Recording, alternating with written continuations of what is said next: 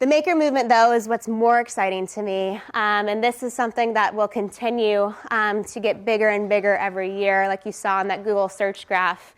It's about everything from kind of the analog world of making and creativity, traditional arts like letterpress, which are coming back, but also all the benefits that technology is bringing to how we're making and creating.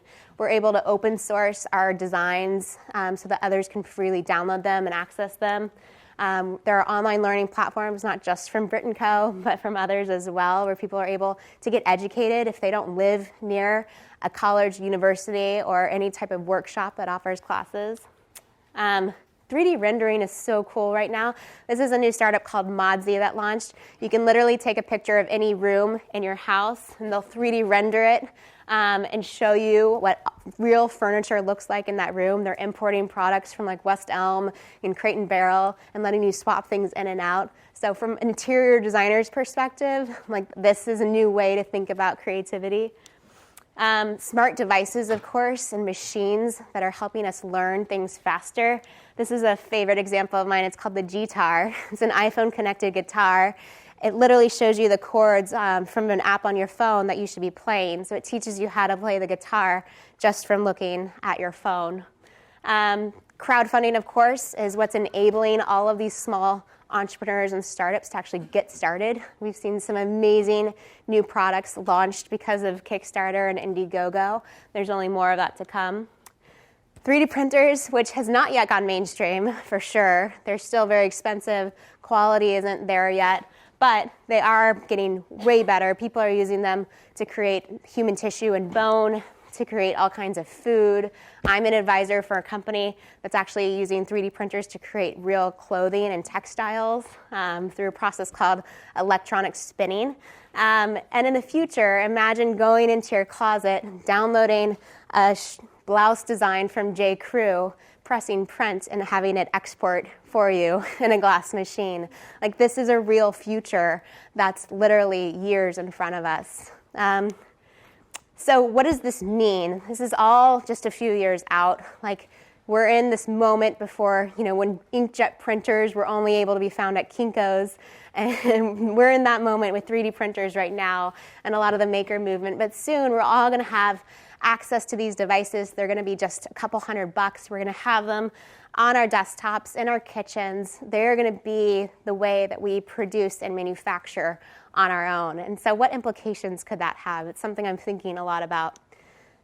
Makerspaces right now are the FedEx and Kinko's of the world. It's where people are going to use these machines and devices. I think these will continue to be popular for the next 2 years until we see those price points fall. The cost of prototyping because of these makerspaces has gone down significantly. You used to have to prototype things in China for like tens of thousands of dollars. This is the Dodo case. It's an iPad case. You guys might have seen it before. Literally, it was made in just a couple weeks for about $1,000. Apple saw it, decided to pick it up in their online store, sold like $1 million of product within its first month. So all for just $1,000 and a guy who's tinkering with a laser cutter. I'm really excited about customization. Think about the idea that if we have this long tail of manufacturing, or you're able to make stuff on your own, you can add your name to things. You can add colors that you like. You can scan your body and make things perfectly fit you the way you want it to. Customization is going to be a really big option for us in the future. But it does open us up to copyright issues. Think of this a lot like the music industry.